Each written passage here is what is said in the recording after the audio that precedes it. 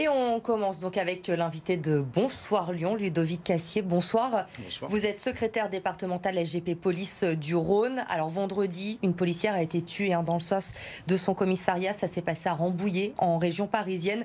Une nouvelle attaque au couteau. Une nouvelle fois, les forces de l'ordre qui sont prises pour cible.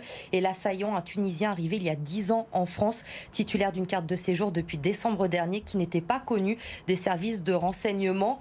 Comment lutter face à cette nouvelle menace quand on est policier aujourd'hui, Ludovic Cassier? Alors déjà, comme vous l'avez rappelé, c'est malheureusement la 12e fonctionnaire de police qui est assassinée par des actions terroristes depuis 2015 sur notre sol. Comment lutter? Alors déjà, la difficulté pour les services de renseignement, c'est le spectre de bas niveau, puisqu'il semblerait effectivement qu'il n'était pas connu des services de renseignement, pas été signalé dans ce sens.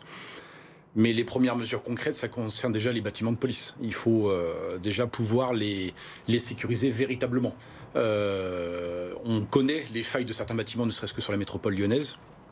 Et il est évident qu'il faudrait, en urgence, puisque les faits sont là, établir un audit de sécurité sur tous les bâtiments avec, et ne pas attendre longtemps pour faire les travaux nécessaires et débloquer les fonds nécessaires pour pouvoir faire les aménagements nécessaires. La sécurité, justement, je vous coupe, le ministre de l'Intérieur Gérald Darmanin a immédiatement demandé vendredi au préfet de renforcer la sécurité devant les commissariats, devant les gendarmeries.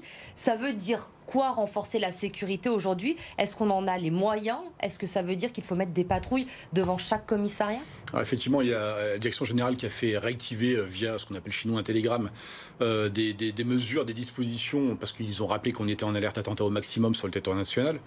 Donc ça consisterait à mettre des collègues en faction devant les commissariats, équipés lourds, c'est-à-dire un gilet pare-balles lourd avec une arme lourde, en principe un fusil d'assaut, pour filtrer les entrées et protéger l'édifice. Sauf que pour cela, il faut des moyens humains, ce que nous n'avons la plupart du temps pas sur la métropole lyonnaise. D'où le fait qu'on crie à l'urgence pour les renforts. Mais il faudrait aussi se servir des nouvelles technologies et avoir des vrais sas dignes de ce nom, des vrais dispositifs de sécurité avec des portiques, parce que sécuriser les bâtiments de police, c'est aussi sécuriser les gens qui viennent demander les services de police. Et également le personnel, bien sûr, parce qu'on le sait, vous parliez de certains commissariats dans la métropole de Lyon où il y a des problèmes de sécurité, de sécurisation des lieux. Il y a des personnels administratifs, on le sait, qui sont seuls à l'accueil des commissariats, qui ne sont pas armés. Quelle solution pour eux? La première, je crois qu'on commence à l'entendre, mais c'est effectivement ce serait une mesure tout à fait logique, c'est les équiper de gilets pare-balles. Dans un premier temps, elles sont au contact du public direct. Soit elles sont derrière des vitres pare-balles, ce qui est rarement le cas. Donc là, bon, c'est réglé, elles seront protégées. Ils ou elles seront protégées. Si ce n'est pas le cas, effectivement, si c'est ce qu'on appelle des banques d'accueil classiques, effectivement, il vaut mieux qu'elles soient dotées de gilets pare-balles, oui. Alors mercredi, Gérald Darmanin doit présenter un nouveau projet de loi consacré au renseignement et à la lutte contre le terrorisme. Un énième projet de loi, j'ai envie de dire, depuis une dizaine d'années maintenant. Est-ce que c'est vraiment de cela qu'on a besoin aujourd'hui, d'un nouveau projet de loi? Est-ce qu'il ne faut-il pas déjà respecter et faire appliquer ce qui est en place? Alors probablement un énième projet de loi. Alors, j'ai pas le contenu complet, donc on va attendre ces annonces. Mais oui, respecter les textes déjà qui existent, les faire appliquer. Mais aussi le fait de rappeler aux Français, à tous les gens qui habitent la France, que c'est un enjeu collectif. C'est-à-dire qu'il est important que les gens au sein de leur famille, ou même si c'est leurs amis, qui signalent éventuellement certaines, on va dire, déviance par rapport à certaines personnes sur leur religion ou tout autre, ça peut être dans d'autres domaines, mais qui les signalent aux forces de sécurité, oui. Ces nouveaux profils, comme cet assaillant vendredi dernier à Rambouillet, on le disait, qui n'avait pas été fiché pour radicalisation, qui était passé un peu en dehors des radars. Souvent des personnes isolées qui peuvent passer à l'acte n'importe où, n'importe quand. Pour vous, policiers, ces nouveaux profils, cette nouvelle menace, elle a changé votre façon de travailler au quotidien? Disons qu'on a acquis depuis un moment le fait qu'on est des cibles privilégiées des branches, on va dire, des multiples branches d'Al-Qaïda, des mouvements islamistes terroristes. Nous le savons. Maintenant, est-ce que ça change nos méthodes? Oui, forcément, on s'est adapté. Ça oblige à une plus grande vigilance. Ça a obligé la police à adapter son armement.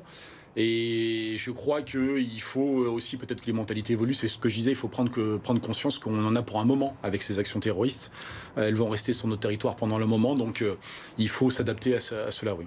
Il y a encore quelques années, le terrorisme, quand on évoquait le terrorisme en France, en tout cas, on pensait essentiellement aux grandes villes, à Paris. Lyon aussi a connu le terrorisme. Aujourd'hui, on voit avec ce qu'il se passe que ça peut taper n'importe où, n'importe quand, Partout. que même les petites communes dites tranquilles peuvent être visées par cela. Pour vous, j'imagine que dans votre quotidien aussi, c'est compliqué à gérer, à vivre avec cette menace. Mais oui, c'est évident, ça peut toucher tout le monde et partout. Encore une fois, c'est pas que les policiers. De nombreuses victimes depuis 2015, des victimes civiles qui étaient sur une terrasse de café, qui se promenaient librement sur la promenade des Anglais à Nice. Tout le monde peut être la cible de ces attentats. C'est terrible. Alors effectivement, on reprend vite nos réflexes de la vie quotidienne et des événements tristes comme celui-là, ça nous rappelle la dure réalité de la persistance de cette menace terroriste sur notre territoire. Oui. Vous avez clairement le sentiment aujourd'hui, en tant que policier, d'être une cible ? Mais c'est évident, bien sûr. On représente l'État, on porte une tenue, ou même en civil, le fait qu'on soit identifié comme policier, oui, bien sûr qu'on nous sommes une cible, clairement, et nos familles avec, malheureusement. Une cible pour ces attentats, évidemment, mais ça va plus loin que cela. On a l'impression, en tout cas dans la métropole de Lyon, quand on voit ce qu'il se passe ces dernières semaines, ces derniers mois, que les attaques contre les commissariats, contre les forces de l'ordre sont de plus en plus fréquentes. C'est un sentiment que vous partagez ? Oui, il y a une affirmation de la violence d'une certaine frange de la population, de certaines personnes, et avec le fait qu'on estime que la justice, sans critiquer de manière facile la justice, mais il faudrait effectivement que parfois la justice tape fortement taper fortement, c'est-à-dire fasse appliquer des sanctions à la hauteur des faits. Il y a un sentiment d'impunité aujourd'hui ? Mais évidemment, il y a un sentiment d'impunité. Et regardez, aujourd'hui, les individus n'ont plus besoin de se cacher, d'attendre le fait que la nuit tombe pour pouvoir attaquer la police. Ils le font en plein jour, ils le font devant nos domiciles, ils rentrent dans nos commissariats, bientôt ils rentreront dans nos maisons. Mais c'est une évidence, c'est pas de la fausse propagande, c'est pas une fausse alerte, c'est un fait. C'est comme ça que ça se passe aujourd'hui en France. Les policiers, tous les jours, sur notre territoire, sont attaqués. Et il y a ce profil également dans ces attaques, dans ces incidents, ces violences urbaines dans la métropole de Lyon, des profils de plus en plus jeunes, souvent des mineurs aussi. Oui, des profils jeunes, mais alors là, si on évoque éventuellement certains quartiers qui sont sous l'emprise des trafics de stupes, oui, souvent plus jeunes, parce qu'ils sont envoyés souvent en première ligne pour ce genre d'attaque. Mais il y a aussi les mouvements d'extrême gauche. Enfin, il y a malheureusement plein de possibilités. Oui.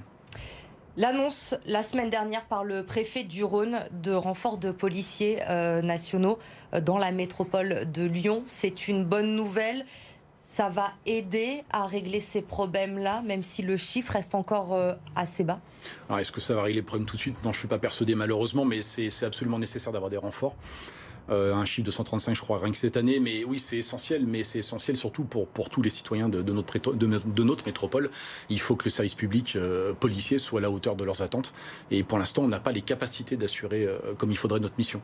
135, c'est faible quand même. Certains de vos collègues nous disaient il manque déjà dans la métropole de Lyon 300 policiers pour travailler normalement, j'ai envie de dire. Oui. Donc là, on est encore, c'est à peine la moitié qui est comblée. 300, c'est juste la mise à niveau effectivement de ce qu'il faut en termes d'effectifs pour faire fonctionner normalement la police nationale sur la métropole. Donc ce sont les annonces du ministre de l'Intérieur sur 3 ans, 300 sur 3 ans. Alors on espère déjà que cet engagement sera tenu, mais ça sera effectivement le minimum pour un fonctionnement normal. Merci Ludovic Cassier d'avoir été notre invité ce soir sur BFM Lyon, d'être venu témoigner sur notre plateau.